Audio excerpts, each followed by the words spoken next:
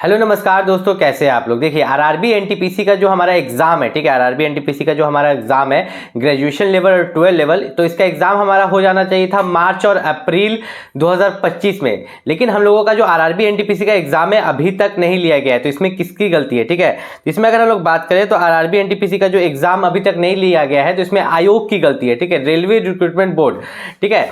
क्योंकि यहाँ पर जो रेलवे रिक्रूटमेंट बोर्ड है उसने अभी तक आरआरबी एनटीपीसी एग्जाम के लिए, जैसे कि एएलपी का एग्जाम हुआ, टेक्नीशियन का एग्जाम हुआ, उसके लिए एक वेंडर निकाला जाता है कि ये वेंडर एग्जाम लेगा, इस एग्जाम के लिए लेगा, उसको इतना पैसा दिया जाता है। तो उसके लिए एनटीपीसी के लिए अभी तक बिड ही नहीं किया गया कि एग्जाम कब लिया जाएगा। आपने एक वायरल नोटिस देखा होगा आरआरबी एनटीपीसी का कि जून और जुलाई में एग्जाम हो रहा है, पहले ग्रेजुएशन लेवल का, फिर 12 लेवल का एनटीपीसी का, लेकिन वह भी गलत था, ठीक है। उसमें भी आपका एग्जाम नहीं होने वाला, आपका एग्जाम अभी और लेट कराया जाएगा, ठीक है। और आरआरबी एनटीपीसी की जो न्यू वैकेंसी है वे भले जारी ये लोग कर दे, लेकिन ये जो पुराना वाला है ये एग्जाम लेने में समय ले रहे हैं। यहाँ पर सभी बच्चे, कुछ तो ऐसे बच्चे जो सिलेबस को दो बार रिवाइज कर चुके हैं, ठीक है, सिलेबस को दो बार रिवाइज कर चुके हैं, लेकिन अभी तक उनका यहाँ पर एडमिट कार्ड नहीं आया, एग्जाम डेट नहीं आया। लेकिन कुछ ऐसे भी बच्चे हैं जो कि अभी तैयारी ही नहीं शुरू की है, या तैयारी की है, उनका तैयारी उतना अच्छा नहीं हो पाया, उस लेवल का वो रिवाइज नहीं कर पाया, तो उनके लिए तो ये अच्छी बात है।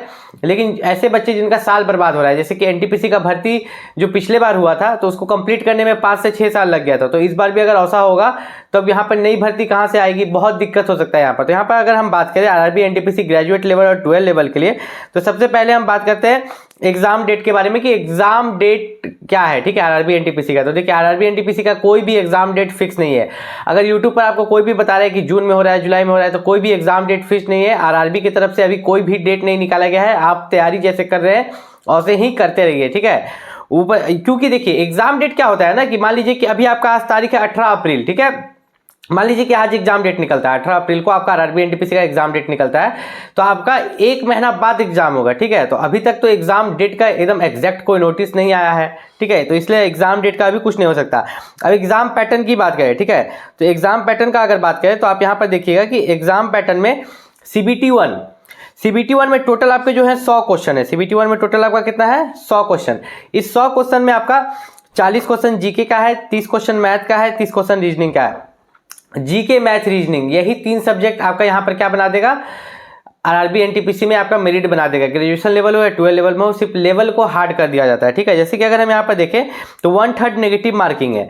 तो बहुत बच्चे बोलते हैं कि जो नॉर्मलाइजेशन हमारा होता है वो इजी शिफ्ट और हार्ड शिफ्ट के हिसाब से होता है, पर ऐसा नहीं होता। हम लोग आइए यहाँ पर देखते हैं, नॉर्मलाइजेशन जो होता है यहाँ पर हम लोगों का इजी शिफ्ट और हार्ड शिफ्ट के अलावा कितने क्वेश्चन हम लोगों ने गलत किए, 100 में से कितने क्वेश्चन गलत किए उस पर भी लिया जाता है। जैसे कि अगर हम यहाँ पर सिलेबस देखें, ठीक है, सिलेबस देखें तो मैथ का जो सिलेबस दिया हुआ है, रीजनिंग का जो सिलेबस है, जनरल अवेयरनेस का जो सिलेबस है, सेम सिलेबस। जैसे मैथ में आपका number system, decimal, fraction, HCF and LCM, जो सिलेबस लिखा हुआ है वही सिलेबस आने वाला है। ऐसा नहीं कि वहाँ पर अलग सिलेबस आएगा, ठीक है, वहाँ पर सेम सिलेबस आएगा।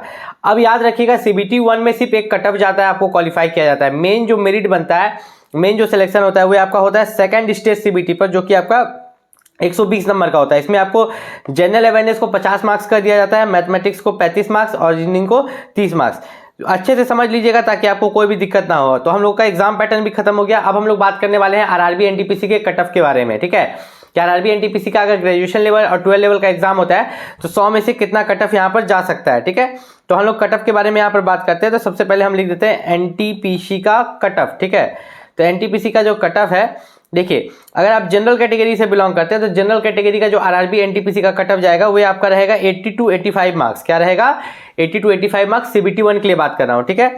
ओबीसी कैटेगरी से अगर आप बिलोंग करते हैं तो आपका जो कट ऑफ रहेगा 75 to 80 मार्क्स। लेकिन अगर आप एससी, एसटी या ईडब्ल्यूएस कैटेगरी से बिलोंग करते हैं तो आपका जो एनटीपीसी सीबीटी 1 के लिए जो कट ऑफ रहेगा वो आपका रहेगा 60 से लेकर 75 के बीच में, ठीक है। ये आपका सीबीटी 1 में रहता है, क्योंकि सीबीटी 1 में आपका सिलेक्शन नहीं होता है। सीबीटी 1 में बस एक कट ऑफ जाता है और उस कट ऑफ के हिसाब से आप सीबीटी 2 में जाते हो। सीबीटी 2 में जैसा परफॉर्मेंस होगा उसके हिसाब से आपका यहाँ पर सिलेक्शन लिया जाता है। तो आपका यहाँ पर कट ऑफ भी क्लियर हो गया, ठीक है। तो कट ऑफ को भी टिक कर देते हैं। तो कट ऑफ के बाद जो है यहाँ पर आपका, ठीक है, कट ऑफ के बाद जो है यहाँ पर आपका क्या आता है, बुक। आरआरबी एनटीपीसी के लिए आपको कौन कौन सा बुक लेना चाहिए। देखिए आरआरबी एनटीपीसी में जो आपका सब्जेक्ट है, सबसे पहला सब्जेक्ट है जनरल अवेयरनेस। और जनरल अवेयरनेस के लिए जो बुक हमारा लगता है वो है आपका सबसे पहला स्पीडी पब्लिकेशन का, ठीक है, किसका, स्पीडी पब्लिकेशन का, उसको आप अभी भी खरीद सकते हैं, वीडियो के डिस्क्रिप्शन लिंक पर मैंने दे दिया है। दूसरा एक लगता है किरण पब्लिकेशन का, जिसमें तीनों सब्जेक्ट रहते हैं, जीके, रीजनिंग और मैथ। तो ये 2 बुक आपके पास होना चाहिए। किरण के, अगर किरण ना लेके आप चाहते हैं दूसरा ले ले, तो आप अरिहंत पब्लिकेशन का ले सकते हैं। किसका, अरिहंत पब्लिकेशन का। इस वीडियो का जो जितने भी बुक मैं बता रहा हूँ, इसका लिंक डिस्क्रिप्शन में दिया गया है, वहाँ से जाके आप परचेस कर सकते हैं, ठीक है। जितना भी बुक मैं यहाँ बता रहा हूँ, उन सभी का लिंक आपका डिस्क्रिप्शन में है, आप वहाँ से जाके परचेस कर सकते हैं। उसके बाद अगर हम बात करें सैलरी, आरआरबी एनटीपीसी में सैलरी क्या रहती है, तो देखो सैलरी को हम लोग ध्यान से समझते हैं। आरआरबी एनटीपीसी में जो आपका सैलरी रहता है ना, ग्रेजुएशन लेवल के लिए क्या रहता है, ठीक है। आप अगर ग्रेजुएट लेवल पर ज्वाइन करते हो तो स्टार्टिंग सैलरी क्या होती है, सब कुछ जोड़ के, बेसिक पे, house rent allowance, dearness allowance, सब कुछ जोड़ के। अगर आप 12 लेवल पर शुरू करते हो तो 12 लेवल पर आपकी सैलरी क्या होती है, सब कुछ जोड़ के। तो ग्रेजुएशन लेवल पर अगर आप स्टार्ट करते हो तो आपकी जो स्टार्टिंग सैलरी रहती है वो 70,000 के आसपास रहती है, house rent allowance, dearness allowance, medical allowance, travel allowance, सब कुछ जोड़ के। लेकिन अगर आप 12 लेवल पर आप अपनी जर्नी शुरू करते हो एनटीपीसी में, तो आपकी जो स्टार्टिंग सैलरी रहती है वो 35,000 से 40,000 के बीच में रहती है, डिपेंडिंग ऑन द कौन सा पोस्ट आपको मिला है, किस स्टेशन पर ड्यूटी आपको मिला है, उस हिसाब से आपकी सैलरी 35,000 से लेकर 40,000 के बीच में रहती है। तो हमारी सैलरी का जो है ये भी खत्म हो चुका है। अब बात करते हैं CBT 1 और CBT 2 में यहाँ पर कितना कितना कंपटीशन है, ठीक है। CBT 1 और CBT 2 है, उसमें कितना कितना कंपटीशन है।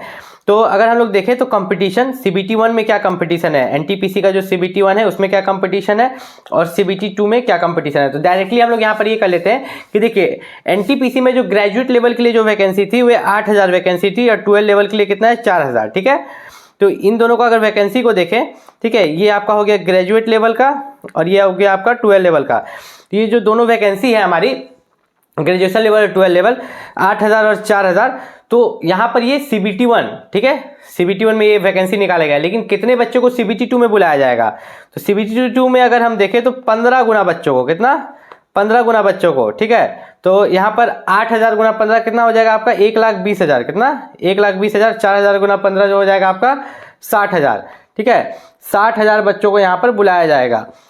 तो यहाँ पर अगर हम देखें तो CBT 1 और CBT 2 में क्या कंपटीशन है, दोनों में हम आपको बताने जा रहे हैं, ध्यान से समझिएगा। देखिए यहाँ पर अगर ग्रेजुएशन लेवल की बात करें तो ग्रेजुएशन लेवल में CBT 1 में जो कंपटीशन है वो आपको फाइट करना है CBT 1 में कितने बच्चों में, 1,20,000 बच्चों में। लेकिन जब आप ग्रेजुएशन लेवल में CBT 2 में चले जाते हो तब आपको जो वैकेंसी है उसी पर फाइट करना है, 8,000 वैकेंसी पर।